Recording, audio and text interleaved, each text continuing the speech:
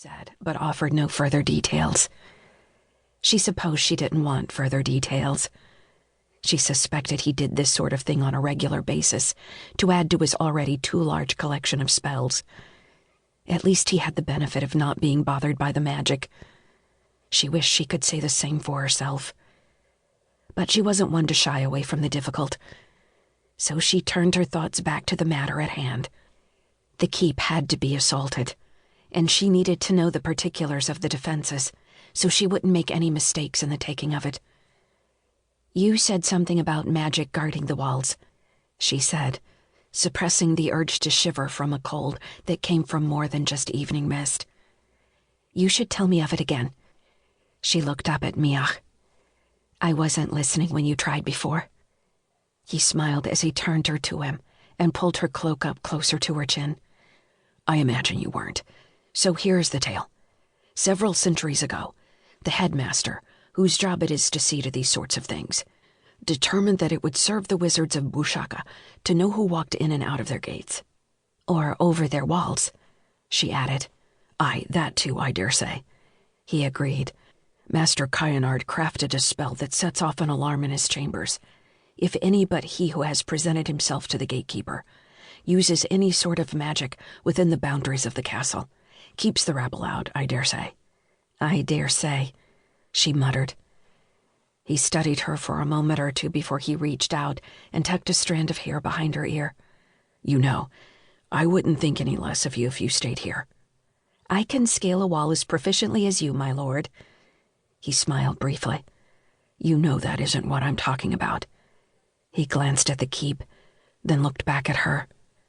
"I fear, Morgan, that I will walk places tonight where you won't want to go." She looked up at him, his face cast in deep shadows, and suppose she could have told him that what lay before them was the least of her worries. But she imagined he already knew that.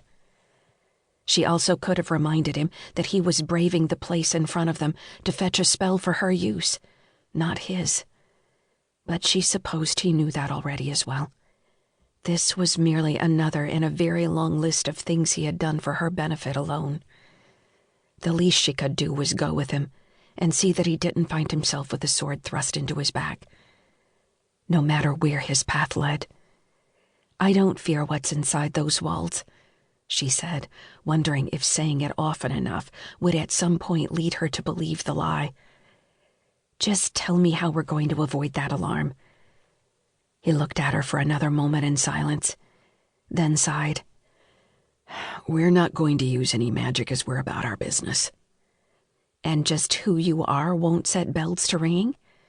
"I'm going to hide who and what I am." He paused. "You'll need to do the same." She knew she shouldn't have been surprised by how dry her mouth had suddenly become, but she was. She had faced countless men over blades and never once doubted her skill. Yet there she was, terrified just the same. Magic was, as her former swordmaster Scrimesure Weaker had said on more than one occasion, a very dodgy business indeed. "I'm going to give you a Durailian spell," Miach continued. "I think it will do for our purposes tonight." "I didn't think the dwarves had any spells." "They don't have very many, and they are, as you might imagine, exceptionally reluctant to share the ones they do have." "Find yourself locked in some dwarvish solar without anything to do save poke in books you shouldn't have been reading?" she asked pointedly. He smiled. "I might have." "Miach, someday you're going to get caught. Just please don't let it be tonight."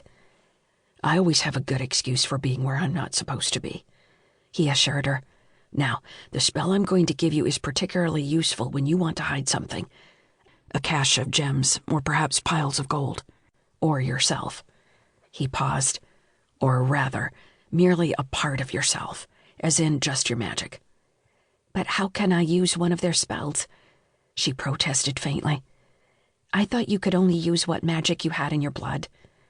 "Well, unless you happen to be the archmage of some realm or other, and then she supposed anything was possible. Magic is generally responsive only to what the mage has in his veins," he agreed.